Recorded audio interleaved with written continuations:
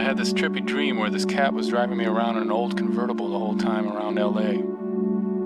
Later on, it turned into a VW van, and near the end, it was more like this spaceship kind of thing. We were high up looking over the road, but the front console was shaped like a van, and it still had the convertible top.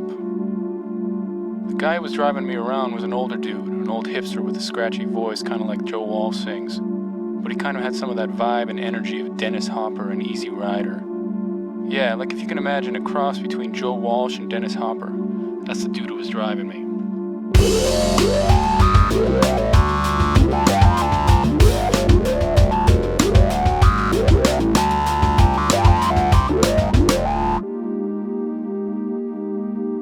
We were heading due north on the PCH, coming up to the big stoplight where Sunset Boulevard ends. We were going to head out past there towards Malibu, maybe circle up through Topanga Canyon, and come back through the valley. The light was beautiful in the dream with all that nice washed out orange from the pollution. So I had this happy feeling in my stomach, but also like this scared feeling, like something was going to happen, but I didn't know what. Anyhow, as we were approaching the light at sunset, all of a sudden this cat in a sports car came out of nowhere and just cut us off. My man slammed on the brakes and narrowly averted a mashup. Got my blood boiling, but, you know, I wasn't the one driving.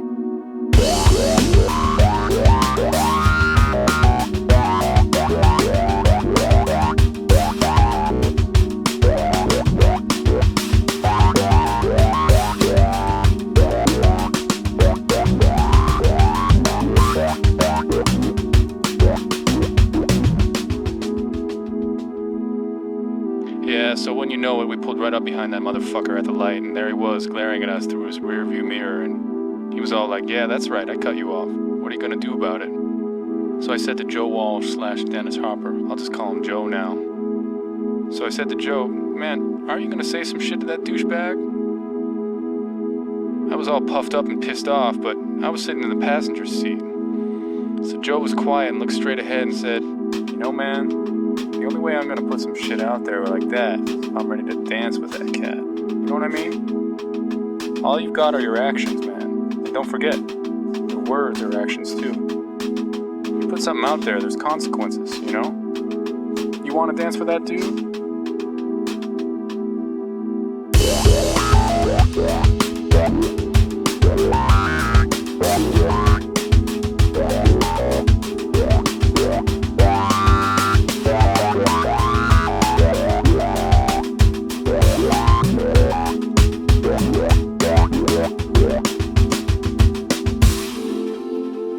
You know, now I realize that Joe was driving me around everywhere, and it's like I wasn't even thanking him. I realized that at first I thought he was kind of like wild and a bad influence on me, like from my party days, but actually the whole time he was kind of like driving me around and taking care of me, watching my back, like with that crazy dude in the small car, like how he actually handled the whole thing real noble and didn't get all ruffled. He was talking me down from something. I only realized that when I woke up.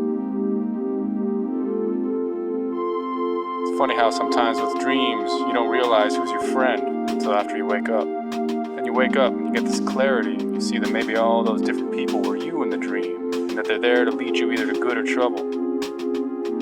And the person who's actually acting as you in the dream is kind of like this blind idiot who's just barreling through the whole dream like I was, trying to be all tough and shit. Telling old Joe to go start something with that punk in the sports car.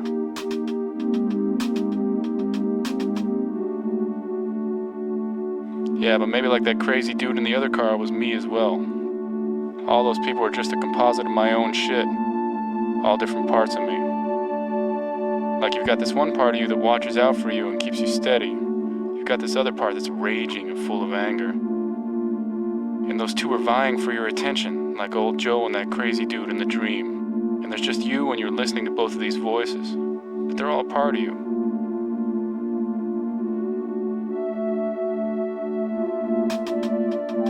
You know, I think of it like taming a dragon. A dragon is a crazy dude. And if you don't watch out, he'll bite your ass hard. So you need old Joe there to set you straight. But Joe knows about the dragon. Because Joe and the dragon are both a part of you. So you don't try to kill the dragon. You know, the dragon's where you get all that voodoo shit from. That's where you get your power from. You don't want to snuff him out. You want to tame him. You want to actually make friends with him and harness his power so you can use it.